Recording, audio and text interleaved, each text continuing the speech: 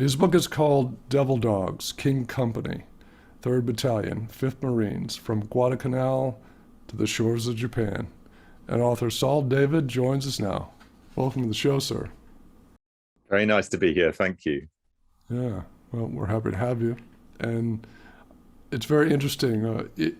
I don't know if they have it in England, but there used to be a treat called Devil Dogs when I was a kid, which which have nothing to do with the Marines.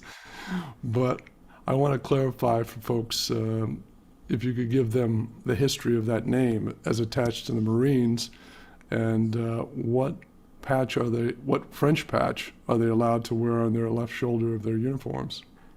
Well, the answer to both of those questions goes back to the First World War. The 5th Marine Regiment was raised in 1917, and a year later, it's fighting on the front line in France against the Germans. Now, so the story goes, it certainly appeared in the American press, that the Germans were so impressed with the performance of the 5th and 6th Regiment of Marines during the Battle of Belleau Wood that they designated them the Devil Dogs, the Teufelhunden, as it would be in German. But actually, when I was looking into this, I couldn't find any documentary evidence for that name. I don't really think it matters, to be honest, Robert, because the name certainly stuck.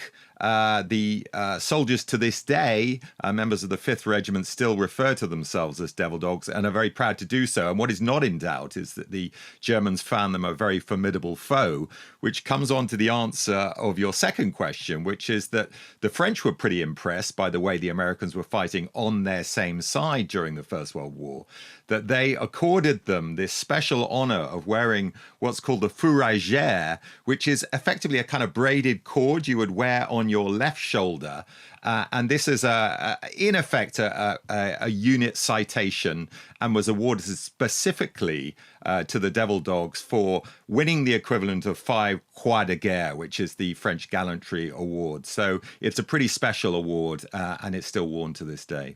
Have you seen pictures of current Marines wearing this cord? They still wear it today. It's not, of course, worn on the standard uniforms, but it is worn on the dress uniforms, which are, of course, where it looks pretty special.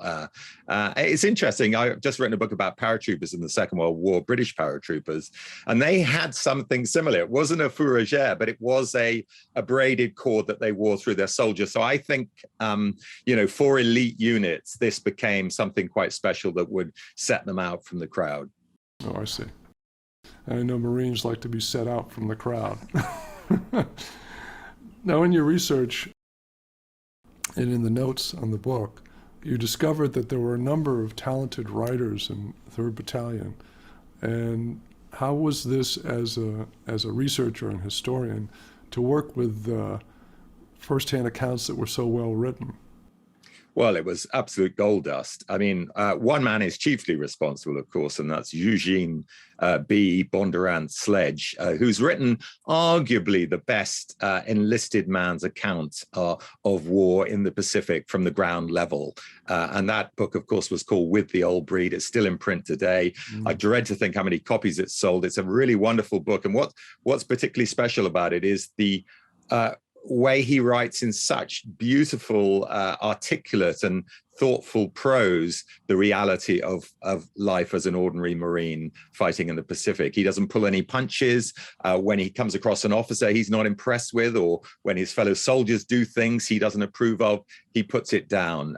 But he also tries to explain, so you very much get a sense of this was a brutal conflict in which these young men who were trying to do their best were pitched into an absolute maelstrom of horror, and how they got through it. And one of the key ways they got through it, which is apropos of the term Devil Dogs, and really the reason I followed just a single company, is because of this fellow brotherhood, this unit brotherhood that they felt that allowed them to get through it. And Sledge is really interesting about this. He talks about the love they had for each other, which was as strong as it would be if it was your own family. And it was that sort of togetherness that got them through it. Sledge is the first key character, as I say, but there were many others, 4 or 5 other key people. And really striking Robert, that all of them were enlisted men. Normally, in my studies as a military historian, writing about the British Army and the American Army over many centuries, you tend to find that the best written accounts are written by officers because they tended to be the most educated. Right. But in this particular case with K Company, the 5 best accounts are all written by enlisted men. And although Sledge came from a middle-class family, I think you'd call it, his father was a physician, a doctor, the other 4 all came from proper blue-collar working-class backgrounds, which makes their accounts even more remarkable.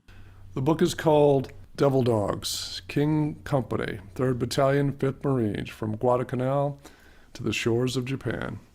Saul, thank you so much for being on the show today. Thanks so much, Robert.